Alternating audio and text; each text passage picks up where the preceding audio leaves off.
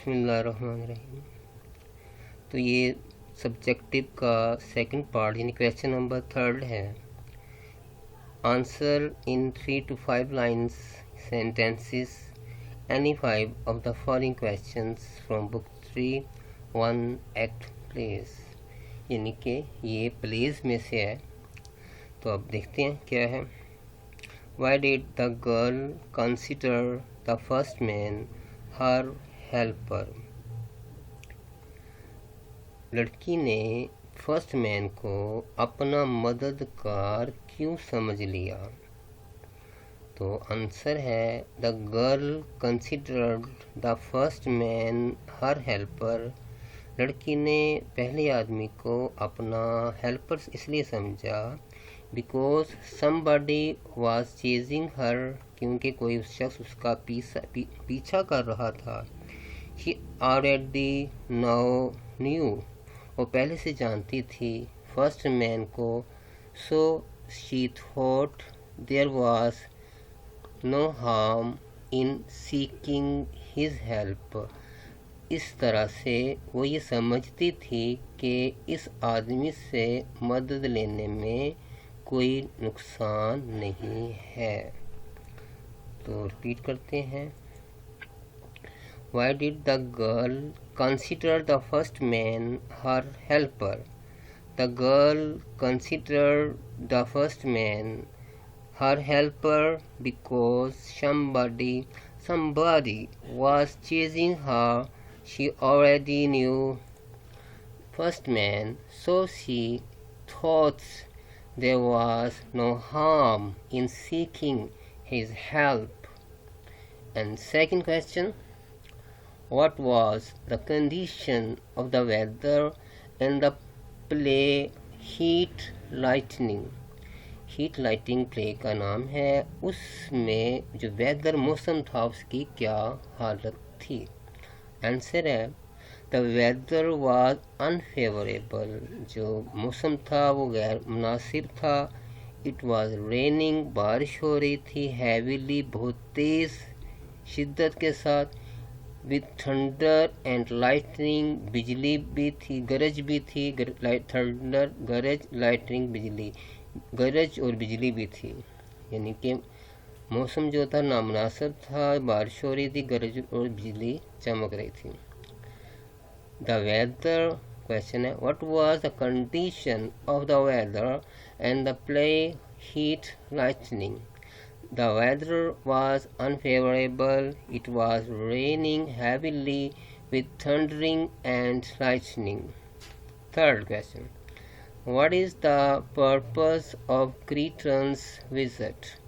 क्रीटन के विजिट का मकसद क्या था? आंसर है The purpose of Cretan's visit to the earth is merely a pleasure trip. उसका मकसद क्रीटन का ज़मीन का जो सफ़र था सिर्फ एक खुशी का यानी खुशी मनाने का सफ़र था, खुशी करने का सफ़र था। ही इज़ आल्सो इंटरेस्टेड, वो इसमें दिलचस्पी रखता था। In the study of the civilization of man, वो इंसानों की तहजीब के बारे में जानना चाहता था। He claim that he has come to take the charge of the whole world. उसने दावा किया कि वो आया है पूरी दुनिया को संभालने के लिए, उसका चार्ज खुद लेने के लिए। तो इंग्लिश पढ़ते हैं। What is the purpose of Cretan's visit? The purpose of Cretan visits to the earth is merely a pleasure trip. He is also interested in the study of the civilization of man. He claims that he has come to take the charge of the whole world. Next question है what type of the life do you foresee in the year 5000? 5000 में जब आएगा उस वक़्त आपके ख्याल से ज़िंदगी कैसी होगी, यानी कि ज़िंदगी के बारे में आपकी पेशगोई क्या है? इन द ईयर 5000 5000 साल में इट इज़ लाइकली दैट ये इस तरह की होगी मैन विल हैव लर्नड कि इंसान सीख चुका होगा टू लिव खुद जिंदा रहना एंड लेट लिव लोगों को जिंदा रहने देना। ही बाई दैट टाइम वो उस वक़्त तक will have overcome the forces वो उन कुव्वतों पर काबू पा चुका होगा, गलबा पा चुका होगा, गालिब आ चुका होगा ऑफ द आउटर स्पेस जो बाहर आसमान की तरफ जो खला है उसकी ताकतें हैं। एंड फिफ्थ है how damaging is violence in life. Violence का ज़िंदगी में क्या क्या नुकसान होता है। राइट 5 सेंटेंसेस, यानी कि वायलेंस मीन यानी कि तशद्दुद का नुकसान क्या है, 5 लाइनें लिखनी है। Violence is very dangerous for human race. तशद्दुद इंसानी नस्ल के लिए बहुत ख़तरनाक है। It disturbs the peace of society, ये ज़िंदगी का माशरे का सुकून जो है वो ख़राब कर देता है। When young people do not get proper placement in society, जब नौजवान तबका या नौजवानों को माशरे के अंदर मुनासिब जगह प्रॉपर प्लेसमेंट मुनासिब मुकाम नहीं दिया जाता, दे क्रिएट वायलेंस, वो तशद्दुद पे आ जाते हैं, वो तशद्दुद बर्पा करते हैं। It create a sense of insecurity, गैर तहफ़्फ़ुज़ होने का एहसास पैदा होता है इस चीज़ से। अमंग द मैसेज, अवाम के दरमियान। द फ्लो ऑफ बिज़नेस का जो बहाव है या बिज़नेस की जो रफ्तार है स्टॉप्स रुक जाती है। एंड द कंट्री सफ़र्स, और मुल्क जो है मुश्किलात का शिकार हो जाता है। दोबारा पढ़ते हैं। How damaging is violence in life. Write 5 sentences. Violence is very dangerous for human race. It disturbs the peace of society. When young people don't get proper placement in the society, they create violence. It creates a sense of insecurity among the masses. The flow of business stops and the country suffers. Next question है, what kind of What kind of gadget does the writer describe? Gadget से मुराद है कोई ऐसी device जो कि बिजली से चलती है, यानी कि बिजली का औजार। What kind of gadget does the writer describe. Writer ने किस किस्म के गैजेट को यानी किस किस्म के औजार को बयान किया है।